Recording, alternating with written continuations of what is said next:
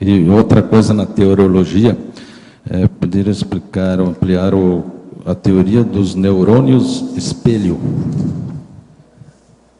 Ok, essa teoria, ela é uma teoria relativamente recente, onde se descobriu em macacos que a pessoa, por exemplo, quando ela faz um movimento de levantar o braço, são ativados certos neurônios motores, né, relativo àquela função que a pessoa executou. E eles descobriram, quando a pessoa olha para uma pessoa fazendo o mesmo movimento, ou seja, de levantar o braço, aquela mesma área é ativada no cérebro da pessoa. Isso é chamado de neurônio espelho. São esses neurônios que não têm uma área definida, são espalhados por todo o cérebro, o córtex cerebral.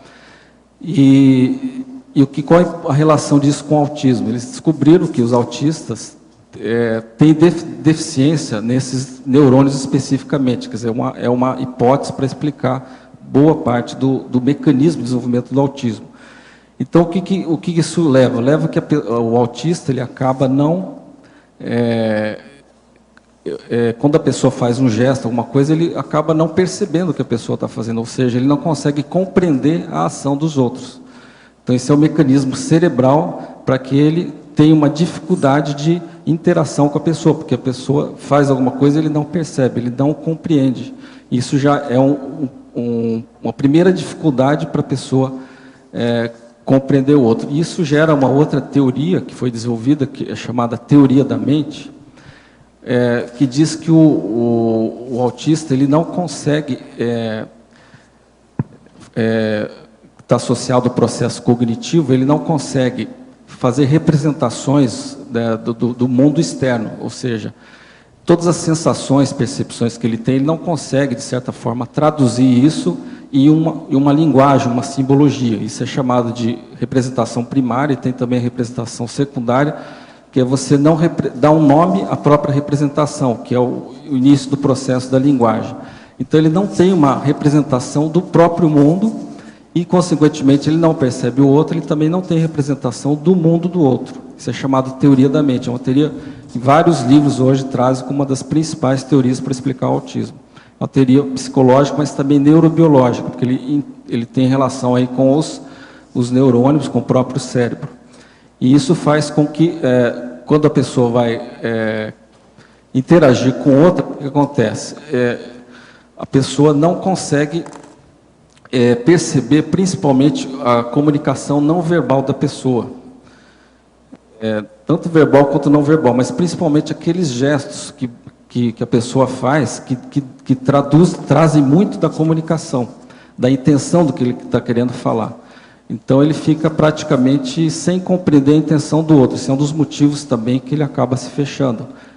E fica também com a falta que a gente chama de habilidade social ou inabilidade social, porque ele não consegue saber o que o outro quer dizer para ele, e ele também não consegue se expressar adequadamente.